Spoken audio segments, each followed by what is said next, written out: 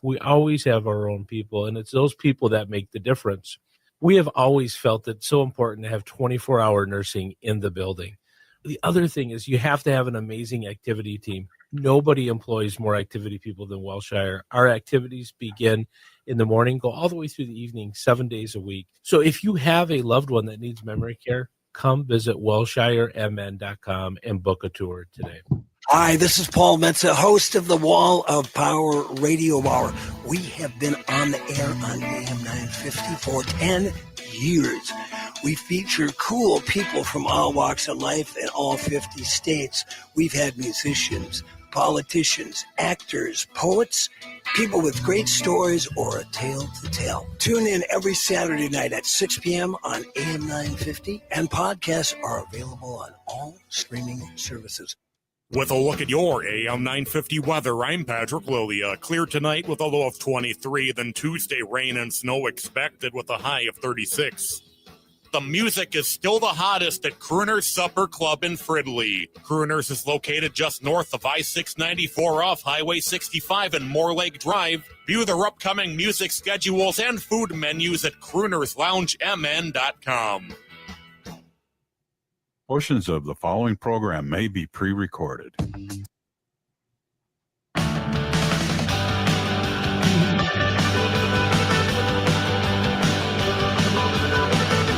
Broadcasting live from the studios of AM 950 KTNF, the progressive voice of Minnesota, and streaming right now on our YouTube channel, youtube.com/@The Gailey Show. Welcome to The Gailey Show. I am your host, John Parker. In studio with me, executive producer Jim Pounds. Hey, all. In the control room, Patrick Lilia. Hey, Patrick. How's it going today? We had a great day yesterday at Crooner's. Speaking of Crooner's, it was the 15th anniversary of the Matt McNeil Show. So it was great to celebrate him. Hear a clip from his very first episode. So to all the folks who came out yesterday, thank you very much. It was so great to see you all. And Crooners, thank you always for hosting AM 950 events. It is just, the food was mwah, chef's kiss. Okay, so what is on the show today? Political bombshell. The French far-right leader and perennial presidential candidate was found guilty of embezzling, sentenced to 2 years house arrest, and banned from running for office. I'm going to gloat all about it. And also, report and give you some facts. It is also Trans Day of Visibility. We'll have reporting from across the United States, as well as some facts that we want you to help us make very, very visible to this country. But up first, the writer's life. Networking, volunteering, giving back to the writing community. How do you do it? Why?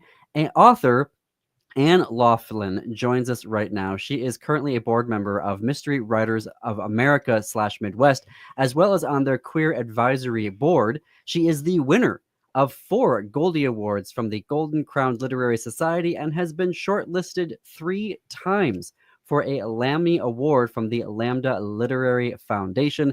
That is the country's only LGBTQ literary organization serving the entire country. I am proud to be a former Lambda Literary Fellow, and also proud that Anne joins us now. Anne, welcome to The Gailey Show. Oh, it's such a pleasure to be here. Thank you for having me. Absolutely. So you've written 7 books, all with Bold Stroke Books. You also have a new book that is out that we're going to talk about definitely in this conversation. But talk to us about the writing community right now, because there's so much erasure happening on so many levels, whether that's, banning books from from libraries and from, schools, to literally erasing us from government websites. And then there's all the legislation. So talk to us about writing community right now and your take on that. Well, it's a very stressed writing community. I just got back last night from a literary festival in New Orleans, which was it's a queer literary festival called Saints and Sinners. And there were a couple panels on the challenges writers are facing today with really the trauma that we're all going through with the governmental activities. And I believe that, you have to compartmentalize a little bit if you're going to continue to be a writer. The stress is real, but we have to keep working. So the best outlet is to be an activist about it. And there are many writers organizations that are compiling, protests that are being mailed to various agencies and community efforts. One effort that I just wanted to mention, because it's the Trans Day of Visibility, is that an organization I work with called Queer Crime Writers. What did they just Queer Crime Writers? Oh my God, I lost my train of thought. No worries. The queer Live right, radio. yeah. Let's just continue. Oh, I know. They put together. They got authors to donate things like packages of books or interviews or naming a character after the donor, to raise donations for the Trans Legal Association. And it's been wildly successful. I think we've gotten over 3 times what the target was. So there's a lot of out there. There are a lot of writers who want to do something. And the trans community, of course, is under dire threat. Mhm. Yeah. On literally all the levels, from Mhm. personal assistance to legal and political, and we'll be talking more about the recent reporting from the country. The word that stuck out for me was a lot of words that stuck out for me right there in what you were sharing. One was compartmentalizing. I can say that word. Mhm. And, I'm just an essayist, so I can sit down and crank out, 3,000, 4,000 words and then, submit something and see if it finds a home.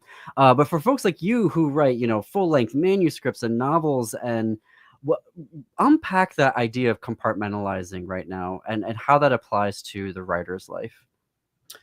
Well, I believe what I mean is that,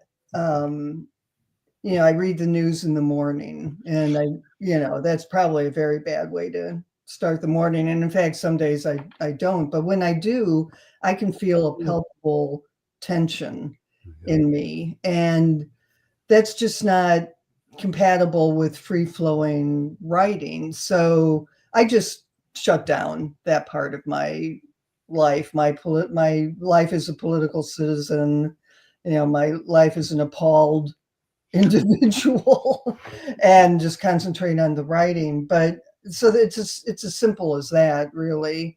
But the concomitant thing is to be in contact with other writers and to move forward with some of these protests.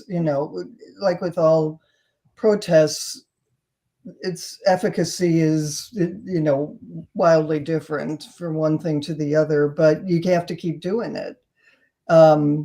So that's what I've noticed in the community. And I'm now on the national board of the Mystery Writers of America, and they certainly have lobbied about banned books and other impingements on free speech, really.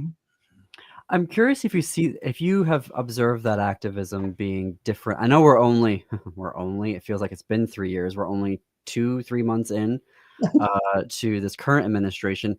Do you see there being any differences, though, between part 1 of this nightmare, 8 years ago versus right now? And how the literary community is responding?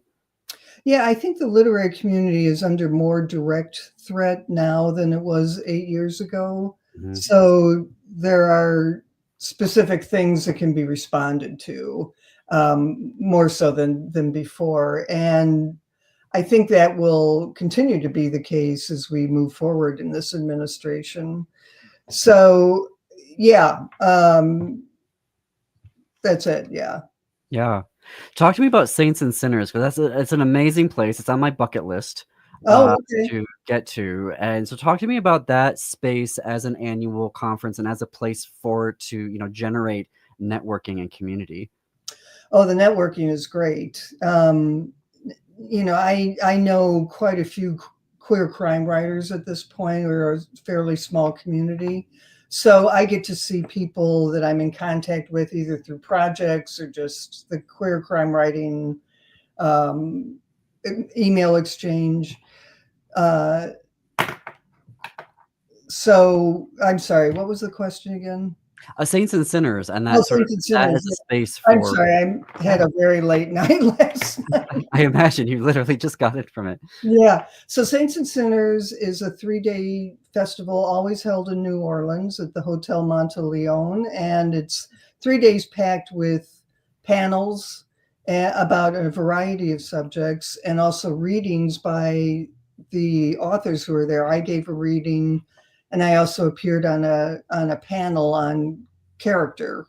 So they're basically craft workshops and panels. And then there are the social things like there's, cocktail parties and tours and drag brunches and all kinds of stuff. But I just came back from it so motivated. And that's, to me, the biggest thing about festivals or conferences is seeing other writers. And this, to me, is really what makes it part of the writer's life. Being in community with other writers just makes you want to be a better writer. And yeah, I mean, I don't think it's competitive at all, but there's, you hear good work being done by people there, and it's, motivating. It's like, yeah, I want to write a story that's that good. It was also in conjunction with the Straight Tennessee Williams Festival, also in the same hotel in New Orleans, and there was some crossover. For instance, Michael Cunningham, the author of The Hours, he was at the Tennessee Williams thing, and he came over and did a panel at Saints and Sinners, which was interesting. And when you say Straight Tennessee Williams, wasn't he gay? Yeah, but the festival is just Tennessee Williams. Yeah, it's just about Tennessee Williams, and the people who go there are aficionados, or I think they're more readers and people interested in TW than writers. Which is Saints and Sinners is pretty much all writers.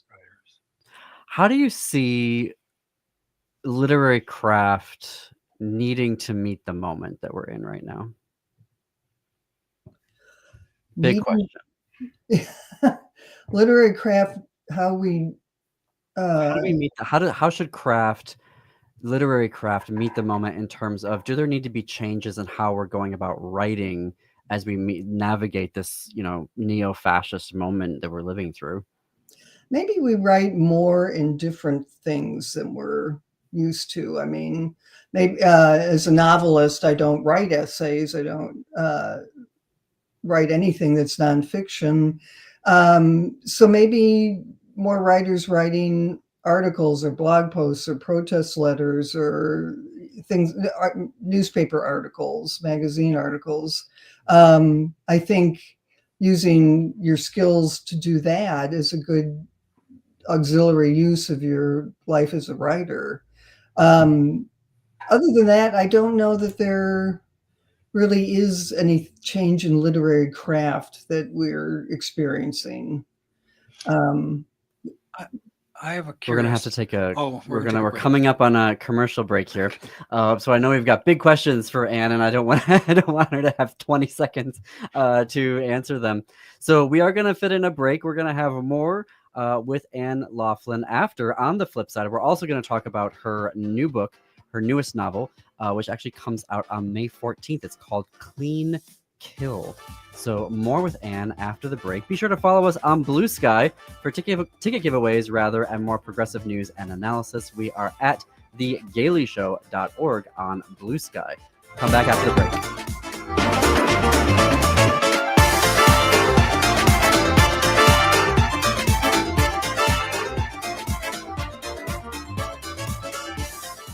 Connections Radio Show is all about tapping into our hardwired hunger to connect. We examine meaningful connections to ourselves, our community, and the world around us.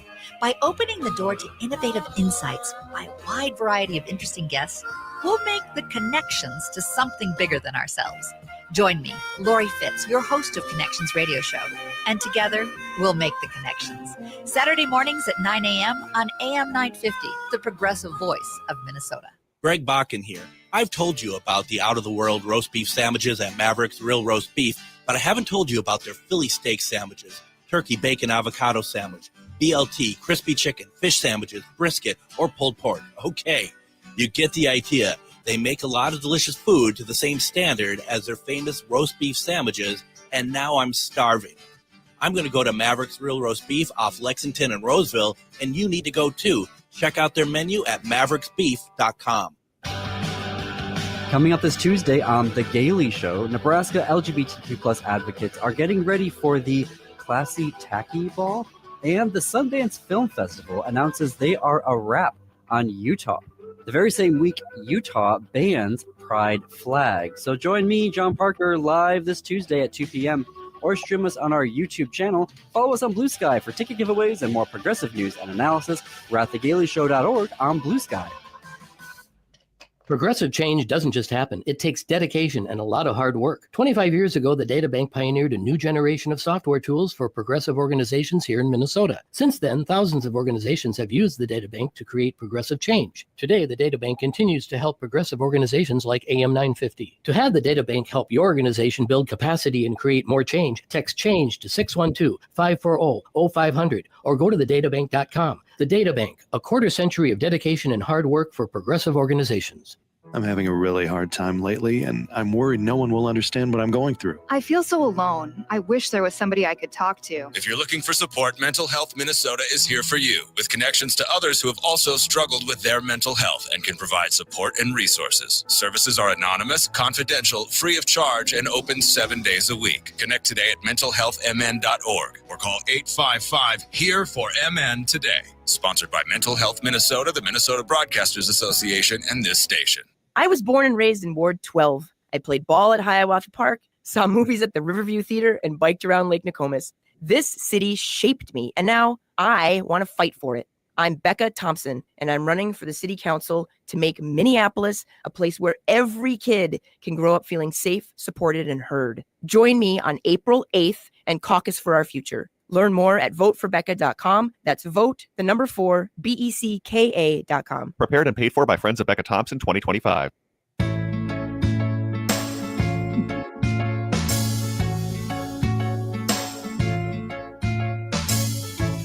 Welcome back to The Gailey Show. I am John Parker. It is 21 minutes past the hour. We are talking with Ann Laughlin. Her new mystery book comes out May 14th. It is called Clean Kill. Ann, tell us about it. Clean Kill is the first in a series featuring ex-Chicago homicide cop Nikki Sullivan. And 5 years ago, Nikki drank her way out of the department and got herself into recovery. And now 5 years later, she is the resident manager of a women's sober living home. The mystery starts when one of the residents is wrongfully evicted from the house, and Nikki, tries to find her to make sure she's safe, and she shows up dead. So then it's a serial killer story, and we find that each of the victims has some relationship with Nikki, either back when she was drinking or in the recovery community. And yeah, it's got a theme of recovery without it being overpowering in the book, but it definitely is a huge motivator and influence on the main character. Fantastic. Well, it drops May 14th. We're going to include a link in the show notes for today's episode on our website, or if you're watching this on YouTube or on one of the podcast platforms, for you to pre-order Clean Kill. Jim, you had a question. I'm curious. You'd mentioned and you had asked about how authors are responding to what's going on. I'm curious how publishers, to your knowledge, are responding to what's going on. Are they, I imagine them hiding under their desks, with their head in their hands, but I don't know. What are you experiencing with publishers? Yeah, I actually don't have any information on that really, because I have my publisher, but I really don't know what goes on behind the boardroom doors in the publishing companies, but I don't detect really anything different. I They're not mean, giving you different advice, or they're not saying think about this or think about that, or not that I've heard from anyone. Yeah. They're just, they're concentrated on sales. So to right, the extent anything affects sales, you might get a reaction. right. Mhm. Well, the publishing business, you know better than I do, all that it has been through up to this point. And this is actually, in my view, and I used to work in advertising and marketing. I'm not sure how the terrible things in Washington, D.C. are going to affect the publishing business. I can't believe any of it's good, but I somehow don't feel like publishing is in a terrible situation any worse than it was before. I don't think this administration has targeted publishing necessarily. Yeah, yet. Yeah. Yes, right, right. Yeah, I mean, he seems to be wanting to shoot down anything that could possibly have a liberal interpretation. Right. And, that's not necessarily publishing. They publish a lot of conservative stuff too. And is Right. Pride and Prejudice political? Right.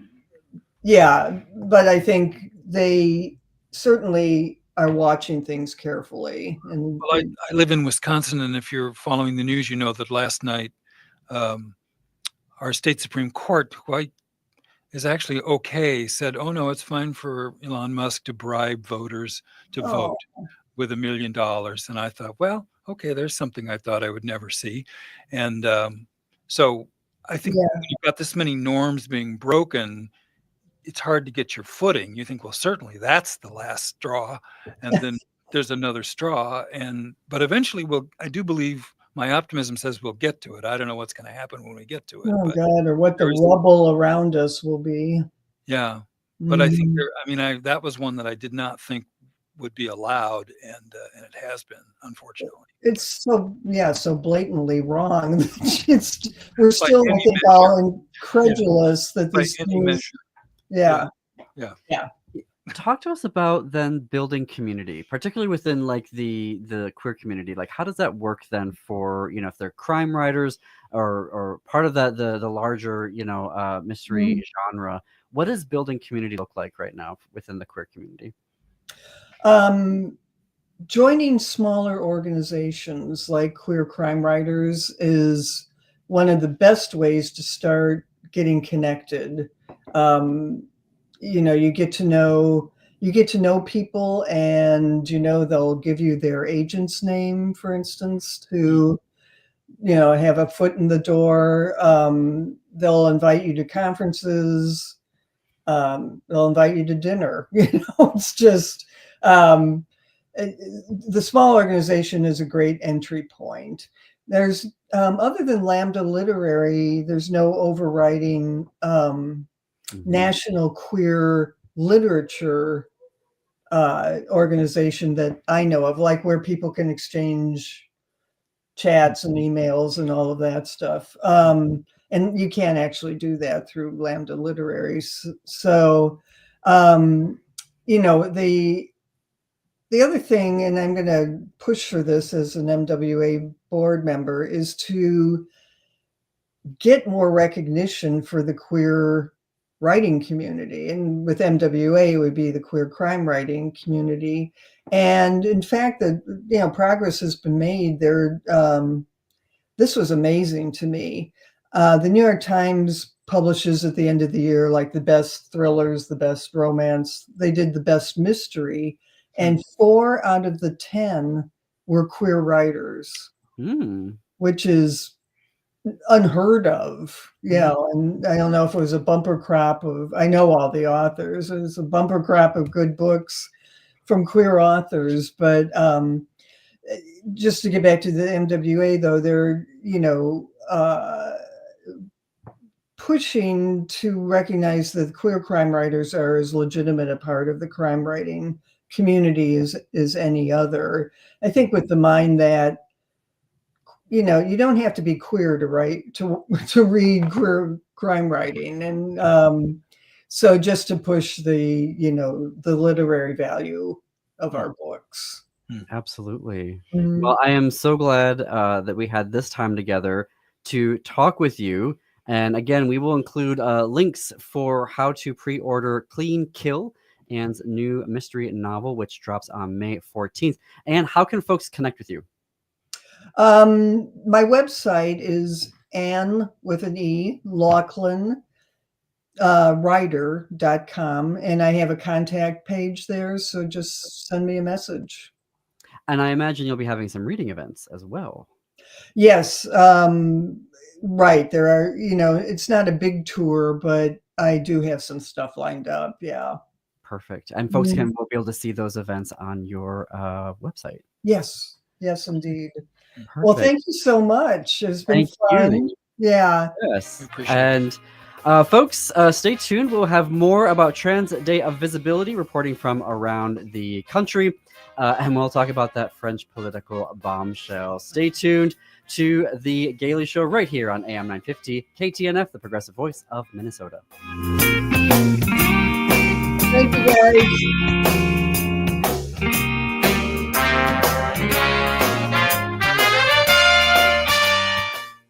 Minnesota. This is Tom Hartman, and you can catch me every weekday from 11 to 2 right here on AM 950, the progressive voice of Minnesota. It's smart radio for smart people.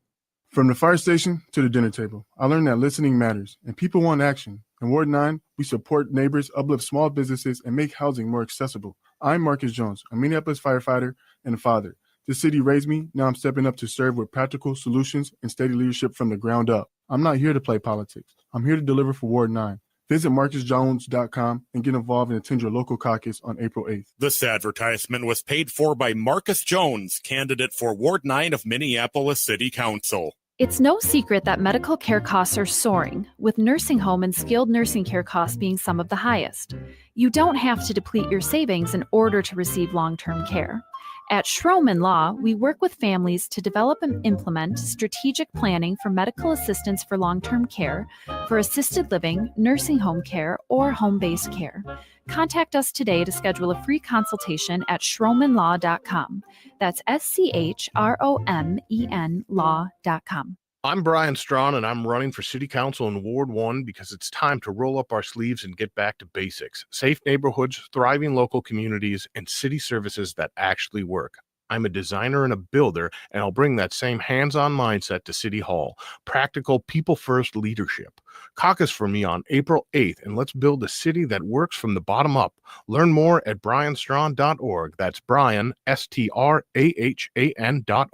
Prepared and paid for by the Strawn for Ward 1 Committee. You've heard of caucuses, but do you know why they matter? In Minneapolis, over the last 10 years, the candidate who wins the DFL endorsement has gone on to win over 90% of the time in November. It all starts at the caucus, and you can be a part of it. The problem? Most people don't show up. In fact, only 2% of registered voters usually participate in the Minneapolis City Caucus. That means a small group of people end up making decisions for the rest of us. If you care about safety, affordability, and the future of our city, showing up at your caucus is the most important thing you can do. Caucuses aren't complicated, and you don't need to be an expert in politics to take part. You just need to show up, ready to help decide who will lead our city in the future. Whether your most important issue is public safety, housing, affordability, or creating a city that provides opportunity for everyone, it all starts at the caucuses. Visit WeLoveMPLS.org to learn how caucuses work and why your voice matters. Paid for by We Love Minneapolis, not authorized by any candidate or candidates committee. With a look at your AM 950 weather, I'm Patrick Lilia. Clear tonight with a low of 23, then Tuesday rain and snow expected with a high of 36. The music is still the hottest at Crooner's Supper Club in Fridley. Crooner's is located just north of I-694 off Highway 65 and Moore Lake Drive. View their upcoming music schedules and food menus at croonersloungemn.com. AM 950 KTNF, St. Louis Park, Minneapolis, St. Paul.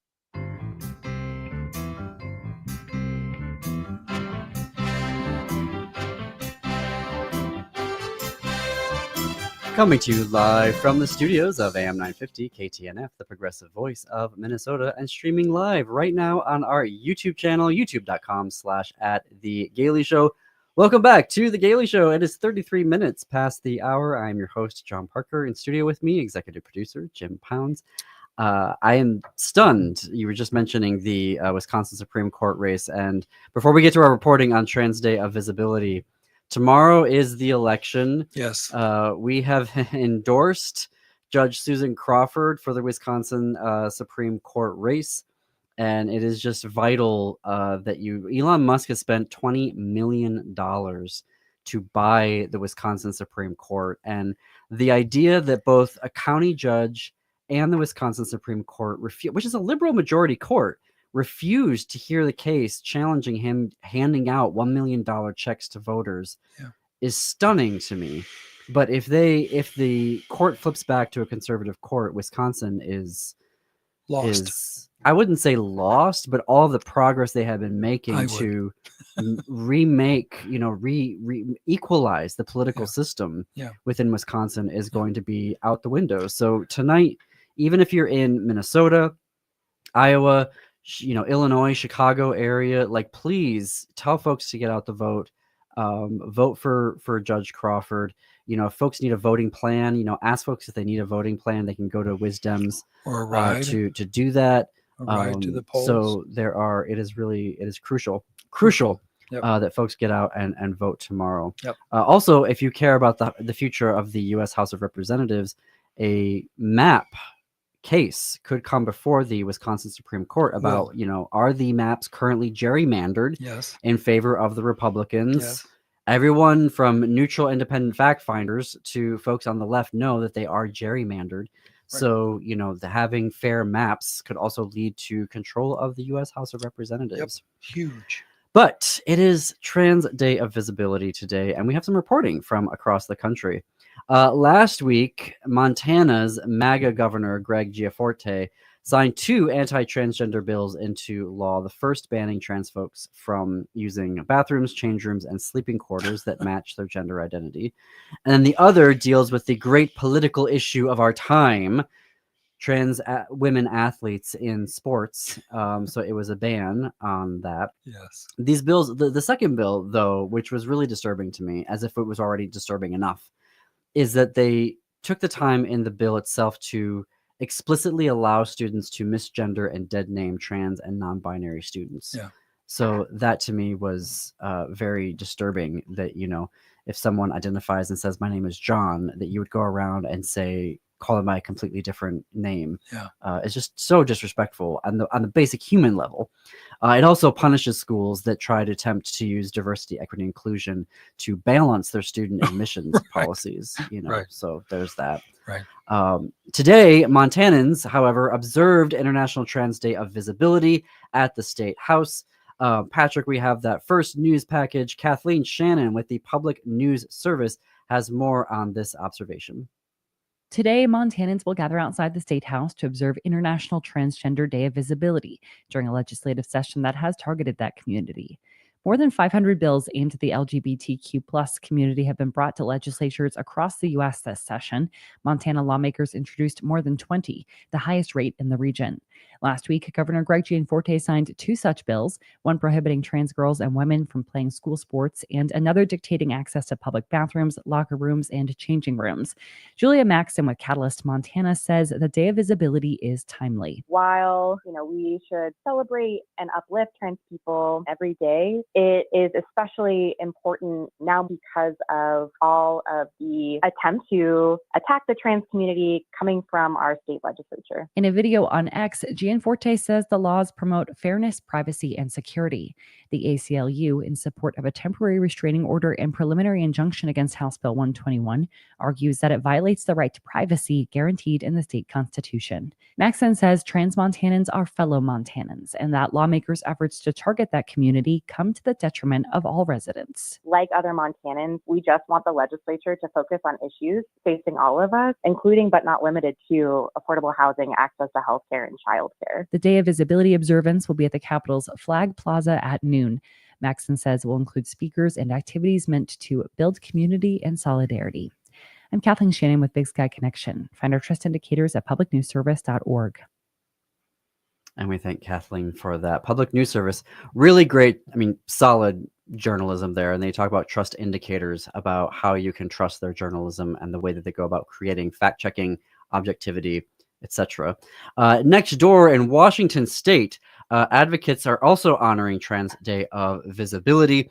Here's our news package number 2. Public News Services Isabel Charlet has that story.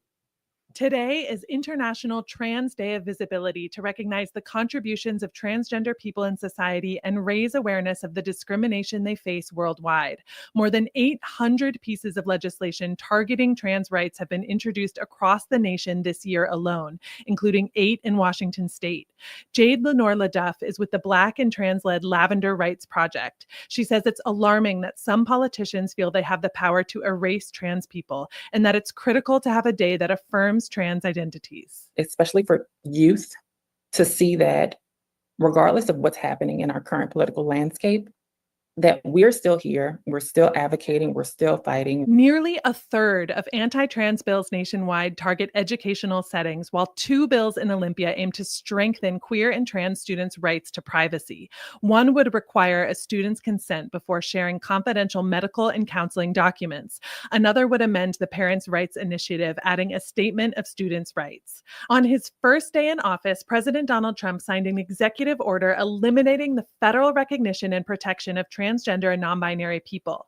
LaDuff says if you're wondering how to support trans and other gender non-conforming people today and every day, start by checking in with trans people you know and acknowledging their experience. I would hope they would not only join in the fight for liberation, but also in some way, shape, or form be visible in the same ways that we are. LaDuff is concerned that trans people, who represent just 0.6% of the population, are being used as political scapegoats.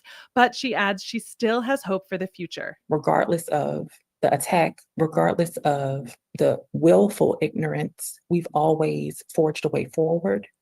And we will again. I'm Isabel Charlet, Washington News Service. Find our trust indicators at publicnewsservice.org. And we thank Charlene for that reporting. So obviously here at The Gailey Show, we are a news and talk show. And so I like to have good old school journalism. And then we weave editorial into that, right, as well. And so obviously I'm going to report out some facts here, some data that we need you listening at home, watching on YouTube, etc., to help make visible. Because as that previous report just said, trans folks are 0.6% of the population, and yet we are spending all of this time on legislation regarding their lives.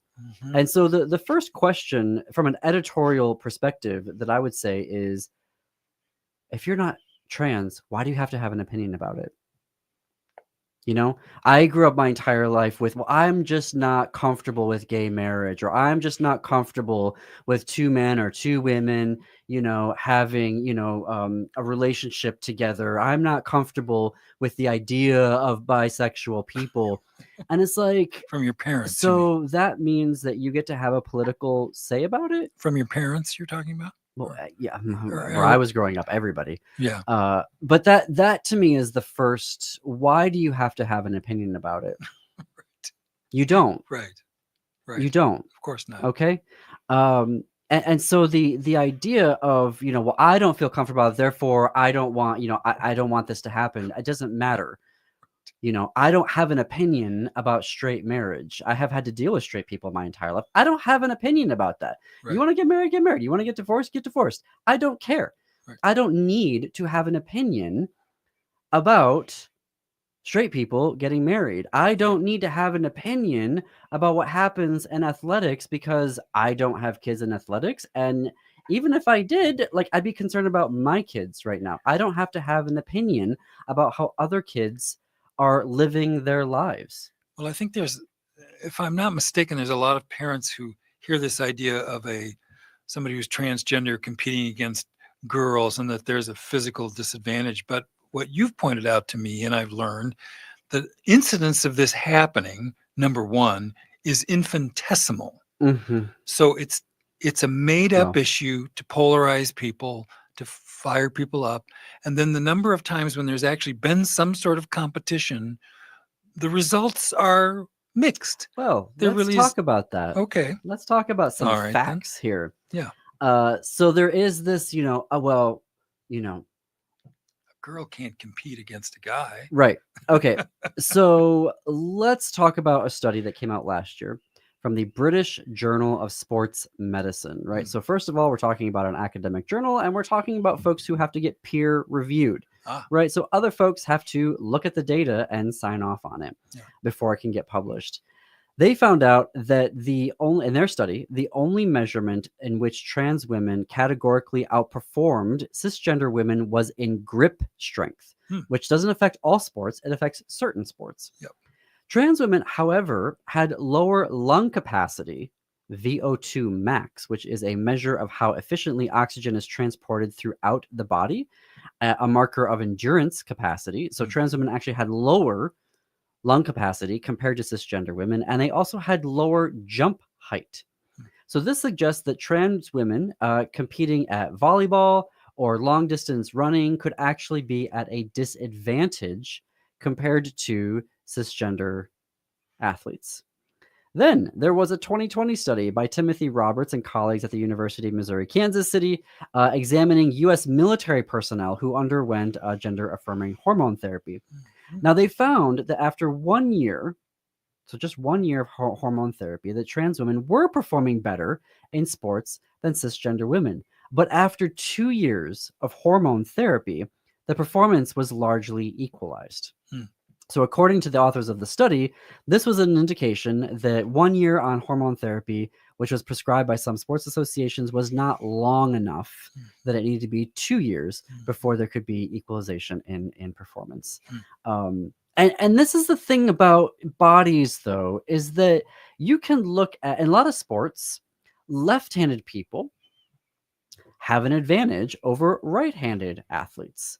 If you look at fencing, for instance, 40% of elite fencers are left-handed, even though only 10% of the population is left-handed, right? And so there are just things that are depending. It's sport dependent. It's also the effects of what hormones are doing to you.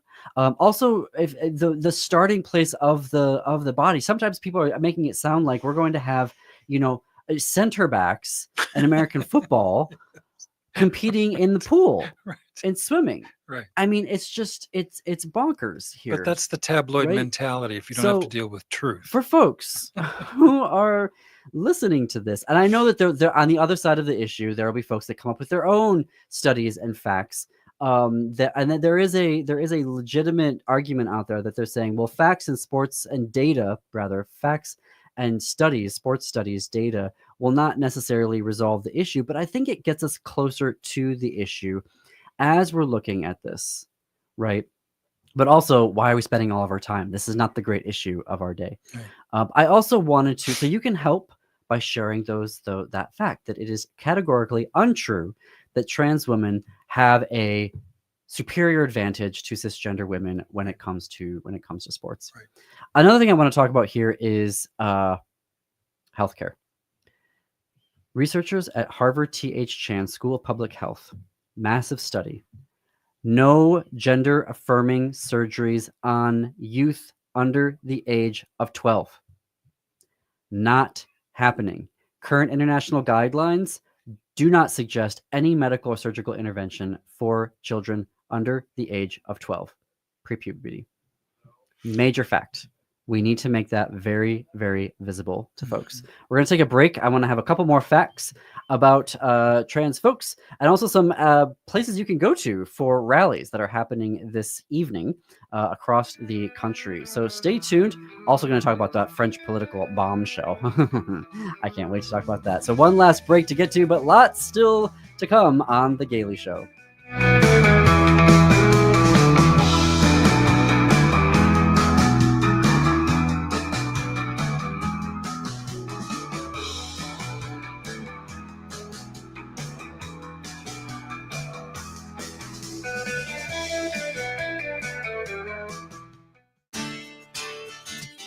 Greg Bakken here. Like you, I love good, fresh, delicious food.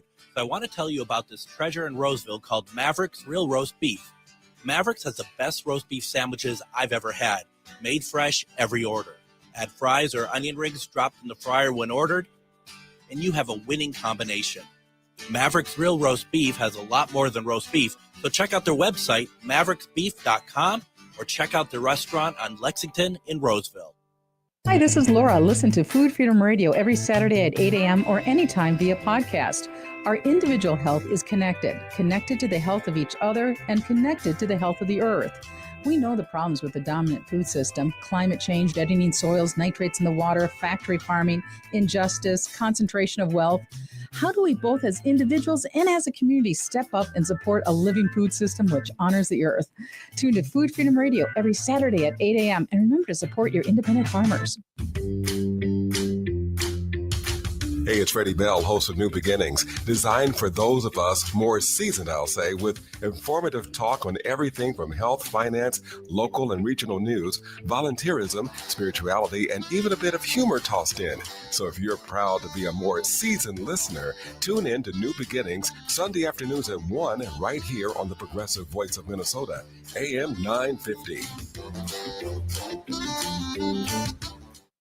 Hi, this is Ken Hageland, host of Living Healthy and Aging Well, inviting you to listen to our live call-in talk show airing every Saturday from noon to 1, where we talk about your health and your life and provide insights you need to know to live and age well. Each week, we talk with guests who provide answers to important questions regarding healthcare, elder care, end-of-life care, and self-care for caregivers, and help you and your loved ones plan for the future and enjoy your highest quality of life today. Please join us every Saturday from noon to 1 on AM 950 for Living Healthy and Aging Well. Turn to Auto Technical with your vehicle donation. Even though Auto Technical is a small nonprofit, we have helped more families with transportation than any organization in Minnesota. Since '94, we have reconditioned donated vehicles so they have a higher tax benefit. Call Richard at 612-919-5526, 612-919-5526, or autotech.org. Hi, I'm Bruce Klopfleisch, a college political science instructor and attorney. Join me every Sunday at 5 p.m. for Politics Matters. We dive into how civics, politics, and law affect you. Discover how government impacts your daily life from the federal level all the way down to your local city. Each week, I'll share my key takeaways and teaching moments on crucial civics concepts to help understand what is happening in the current political environment. That's Politics Matters with Bruce Klopfleisch, Sundays at 5 p.m. or anytime on your favorite podcast app.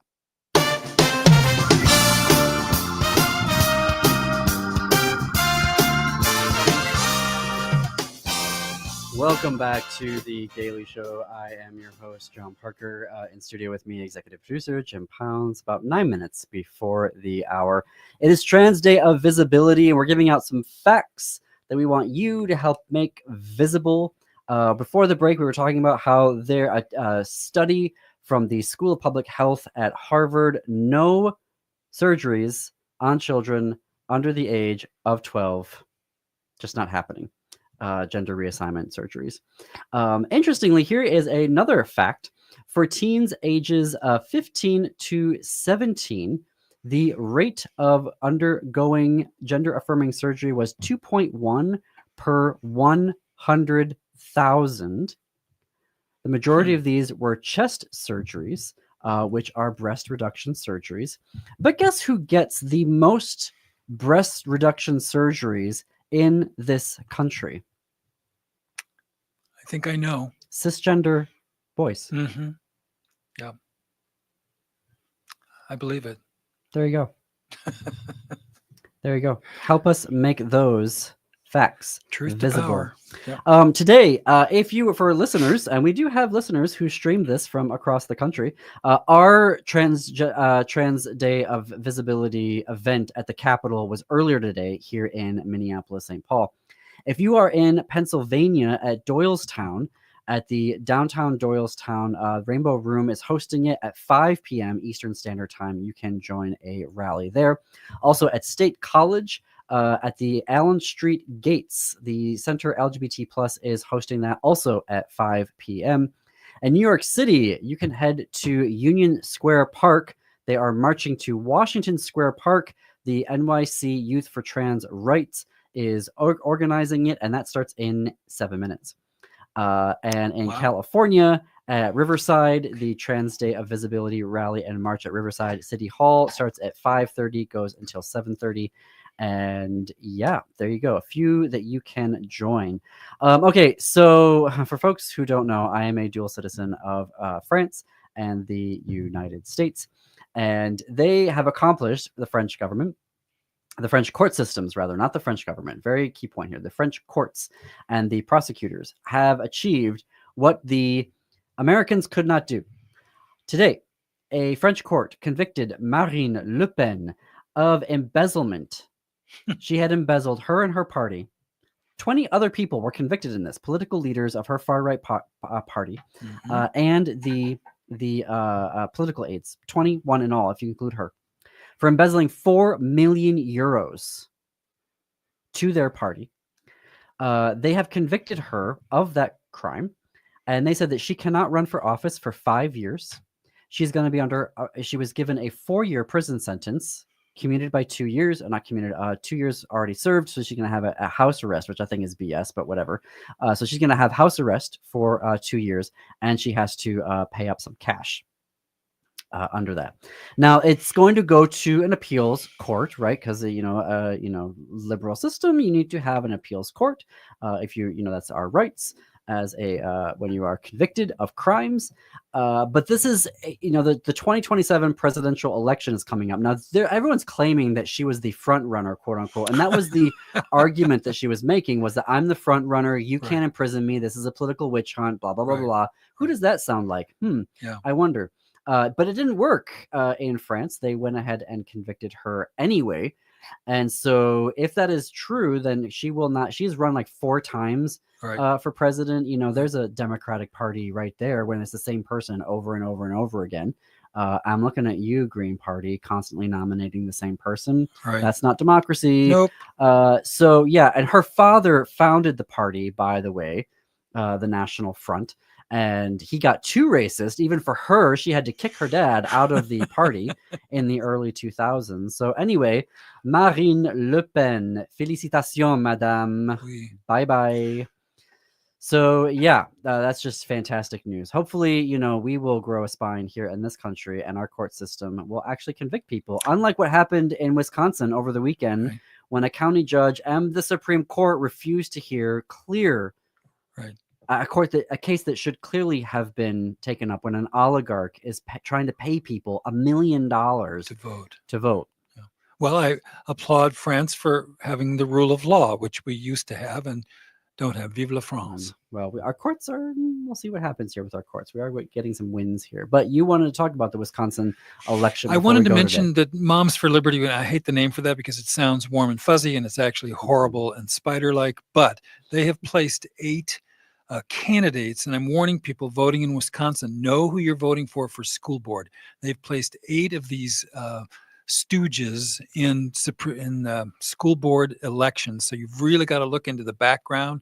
I published on my Facebook page the 8 names yesterday. I think 6 are school board and 2 are county executives. So we do not want anyone associated with that organization to even live in the state of Wisconsin, much less be in an elected office. So pay attention to who's running in your school board and know about them, and don't make the terrible mistake of putting them in charge. To the if you Google voting in Wisconsin, you can go to a website where you can actually get your ballot ahead of time. Oh, yes. So you can see who's on your ballot, and you can make sure to see if somebody is endorsed or from Moms for Liberty. Better to not vote than they to are vote the ones for one of them that are trying to ban all the books in schools. The worst. And they are anti-vaxxers. Yep. And yeah, it's just having them on our school boards would be, again, editorial opinion. When you look at the facts of what the organization is doing, they are divisive, they are hateful, they have bullying campaigns against people who are just trying to serve and be independent-minded on school boards. And they also just want to run around and ban books and bully LGBTQ students, Anti-human, amongst others. Anti-human is what I call them. Yeah, that is our editorial there expressed an opinion position. But that is our Monday and our show for you today. We've got some good stuff coming up this week, so you're going to want to stay tuned for that. On Thursday, we're going to have an interesting interview with a lawyer who gay attorney who was at Gitmo. I don't even know how to describe that. Providing. I don't even know how to say. You're just going to tune in on Thursday for that. It is a wild conversation coming up this Thursday. Coming up right now, though, Matt McNeil. Congratulations to him on 15 years broadcasting here on AM 950. He's up next. And then after that, stay tuned for Native Roots Radio. Until then, keep it queer, America. Keep it queer.